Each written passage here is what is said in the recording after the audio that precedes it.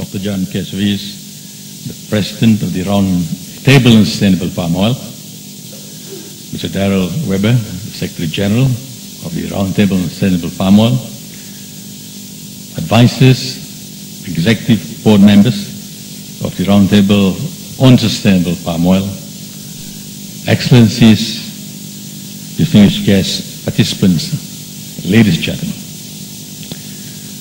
I would like to take this opportunity to express my appreciation to the organizers of the 9th Annual Round Table Meeting on Sustainable Palm Oil, RT9, for the invitation to officiate this event. I am also pleased to be here today with all of you, especially the growers, the processors, and the buyers. I believe that your presence here at this event signifies your continued support on the importance of sustainable palm oil production.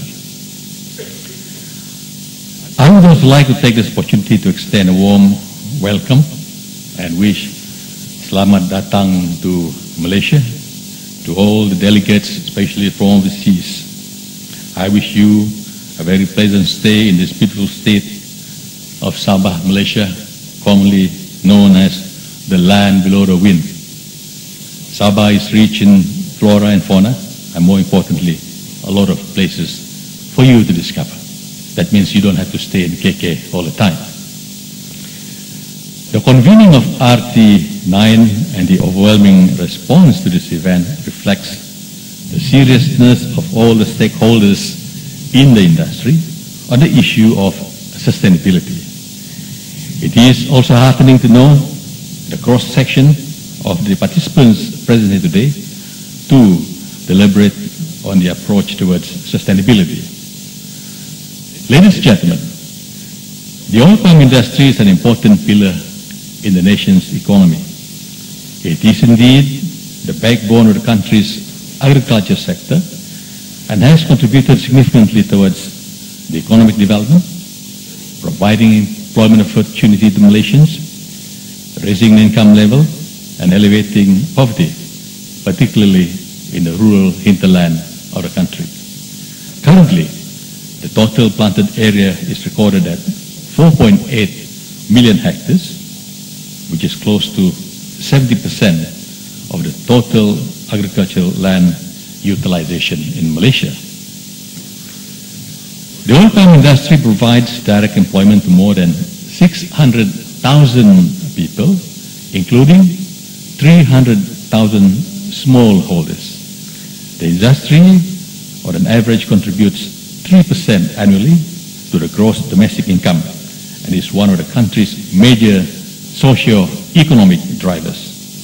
In the year 2010, total palm oil exports were recorded at 62.3 billion ringgit, and I have reasons to believe that it will exceed 70 billion ringgit for this year, by the end of this year.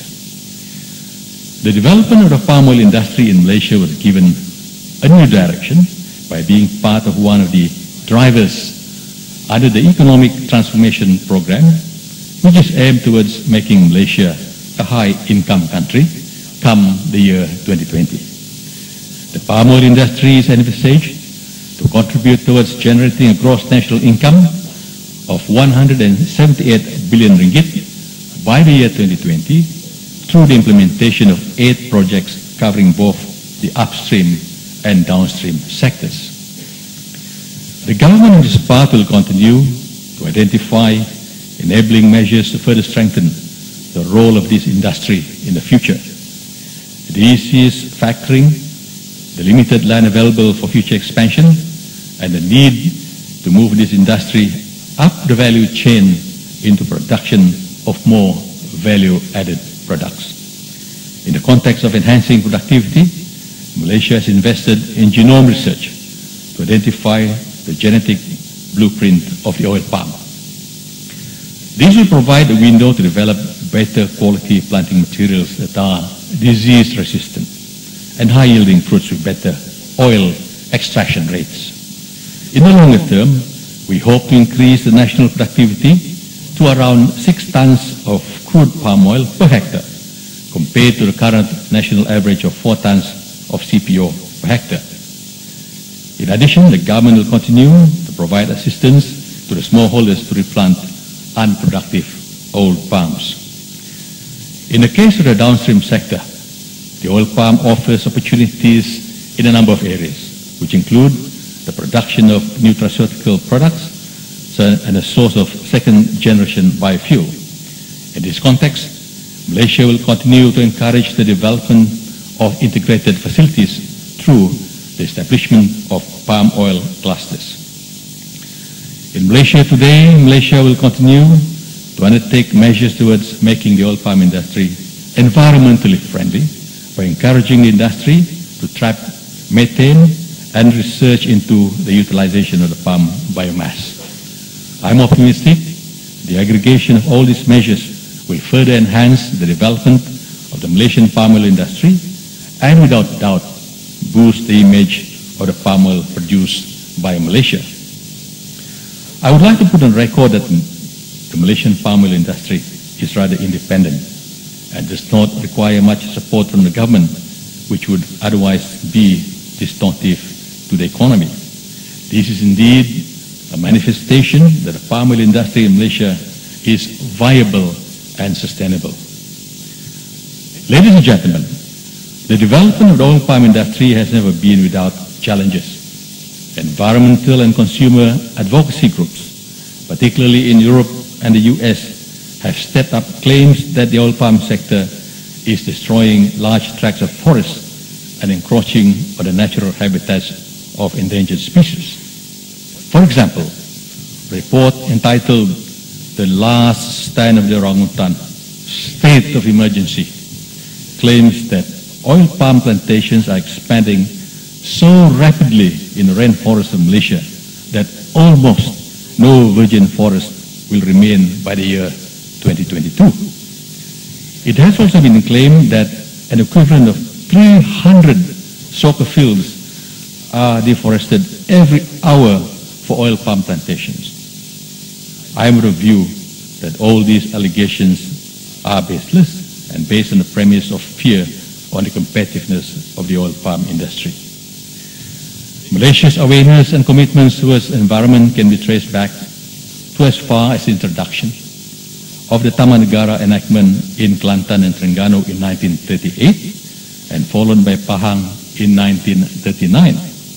In terms of wildlife conservation, Malaysia continues to preserve its natural habitat.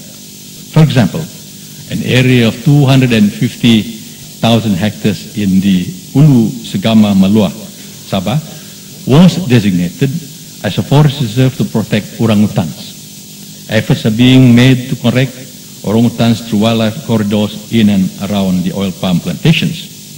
And I've read some of the reports in today's local papers about the difficulty of connecting the orangutans from various forests within plantations. And I think I take a very serious view of this, and I think perhaps the state government of Sabah, with our cooperation, can work together perhaps to acquire the lands that is required to connect all these wildlife jungles so that the corridors can be acquired by the government compulsorily.